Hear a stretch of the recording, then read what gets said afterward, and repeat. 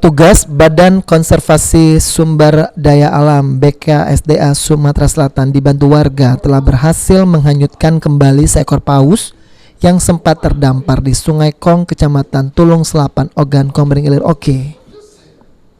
Paus dengan panjang kurang lebih 5 meter tersebut telah terdampar sejak Minggu malam yang lalu. Kondisi dari paus tersebut sendiri mengalami luka di bagian tubuhnya. Untuk sementara, menurut Kepala BKSDA Sumsel Ujang Wisnu Barata, terdamparnya paus tersebut karena telah tertinggal dari rombongan.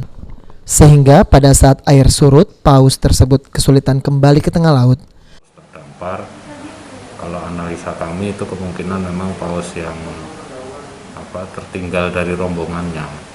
Dan ketika ditemukan memang sudah ada luka memanjang, kemungkinan karena benda keras.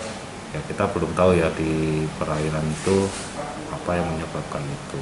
Tapi yang jelas dia ketinggal dari rombongan dengan kondisi luka, dan ketika surut dia kesulitan untuk kembali ke air dalam.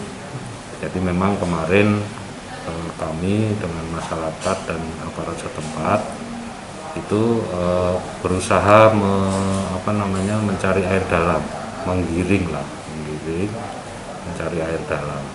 Tim BKSDA Sumsel juga telah berkonsultasi dengan dokter hewan yang ada di Universitas Sriwijaya. Saat ini, tim BKSDA Sumsel beserta warga masih terus melakukan pemantauan terhadap paus tersebut hingga benar-benar sampai ke tengah laut dan kembali ke habitatnya yang ada di perairan Selat Bangka.